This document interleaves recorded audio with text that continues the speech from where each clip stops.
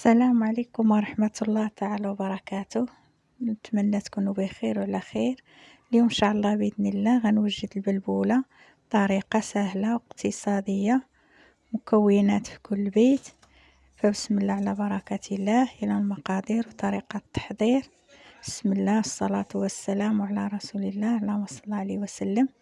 خديت 2 حبات ديال المطيشة حكيتهم، واحد طريف ديال البصلة تا هو حكيتو، شويه ديال اللحم قطعته طريفات صغار، فص ديال الثومه حطيته غير هكاك بالقشره ديالو، حطيت واحد 2 معالق ديال زيت الزيتون صافي، وغنحطهم مع البوطه يتشحروا واحد شويه. بسم الله، اللهم صل وسلم وبارك على سيدنا محمد عليه الصلاه والسلام. خليتها كتشحر البنات، وجيت هنايا خديت هاد العطريه اللي هي القرفه والقرنفل الخنجلان بديانه الكمون حبوب وورقه سيدنا موسى.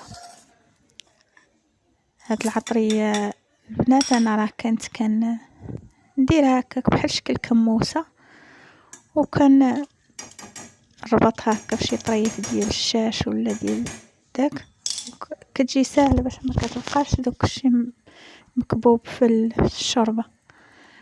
فدابا ما درتش، راني حطيتها كتفور، غسلته وحطيته كيغلي، ضفت هنا 2 معالق شويه ديال الابزار، شويه ديال الملحه على حسب الذوق.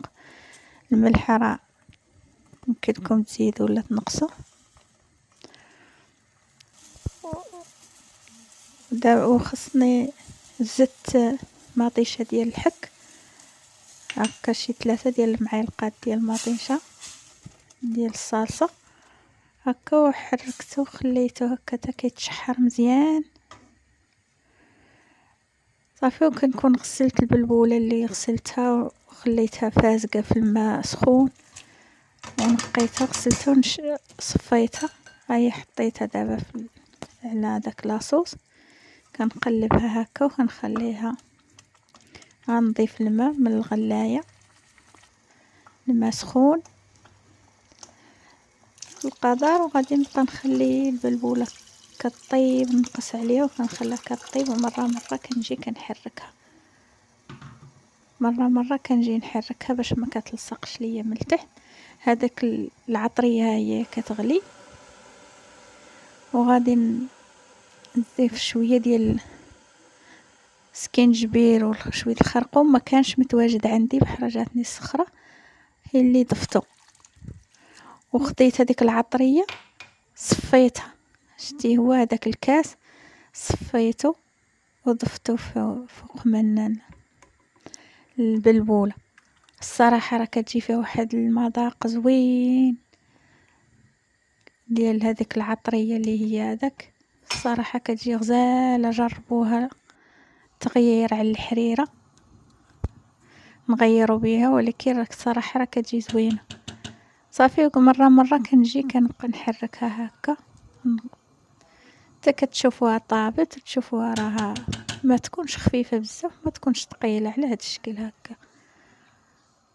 الصراحه جات غزاله البلبوله هذه، ومذاق وريحه زوينه فيها ديال هذيك العطريه. فها هي الشوربه ديالنا واجده. نتمنى تعجبكم البنات، وإلا عجبكم ضغطوا على زر الاشتراك، دعموا الفيديو بلايك، جزاكم الله خير. دعموني باش نزيد نستمر. هو هذا البنات الشوربه ديالنا اليوم، نتمنى تعجبكم. هو الشكل النهائي ديال الشوربه ديالنا اليوم هو هذا الفيديو ديالنا اليوم. والسلام عليكم ورحمه الله وبركاته.